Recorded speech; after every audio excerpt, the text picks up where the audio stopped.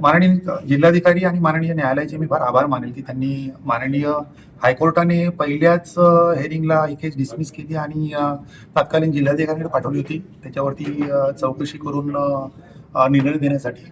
माननीय जिल्हाधिकाऱ्यांनी अगोदरचे जे काही तत्कालीन जिल्हाधिकारी होते शिंगारी साहेब जे 30 जुलैला रिटायर झाले आणि त्याच्यानंतर नवीन माननीय जिल्हाधिकारी पांचाळ साहेब हे खुर्शीवर आले. त्यांनी जे जसं पद सांभाळलं त्यानंतर आमच्या काही 3-4 हेरिंग ज्या आहेत त्या पूर्ण झाल्या आणि त्याच्यामध्ये ही जागा जी आहे ही खाजगी स्वरूपाची असल्याचं त्यांनी निर्वाळा दिलेला आहे.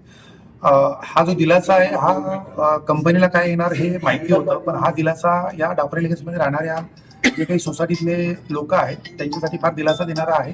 आणि आजही ज्यावेळेस मागे न्यूज कोणीतरी केलं होतं ॲलिगेशन करून की त्यावेळेस तात्पुरतं काहीतरी कस्टमर कन्फ्यूज झाले होते, पण आम्ही त्यांना सांगितलं होतं की याच्या पुढची 50 वर्ष कुठल्याही प्रकारचं टेक्निकली अडचण म्हणा किंवा टायटलमध्ये काही असेल तरी कंपनी त्यांच्याबरोबर उभी आहे. आणि आम्ही आमच्या पुढच्या प्रोजेक्ट्समध्ये सुद्धा तो 50 वर्षाचा प्रोजेक्ट टाकायला सुरुवात केला आहे की कुठल्याही प्रकारचं टायटलमध्ये काही इश्यू आले तर त्यासाठी कंपनी जी आहे ती जबाबदार असणार, त्याची काही निर्वाळ असेल ते आम्ही करून देणार. आणि इकडची जी जागा होती ती आम्ही माझी स्वतःच्या नावावर होती.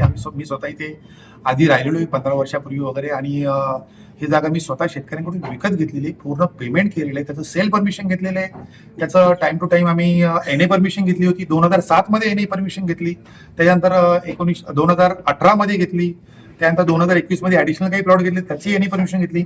वेळोवेळी आम्ही time to time NA permission घेतलंय. त्याच्यानंतर त्याचे गेल्या 98 वर्षाचे खाजगी असल्याचे पूर्ण पिकपाने आमच्याकडे आहेत आणि निर्णय येणार याच्यावर विश्वास होता, पण त्याच्यावरती आज माननीय जिल्हाधिकाऱ्यांनी शिक्कामोर्तब केलं. त्याबद्दल आम्ही माननीय न्यायालयाचे आणि रहिवाशांनी जो कंपनीवर विश्वास दाखवला त्यांचे आम्ही आभार मानतो.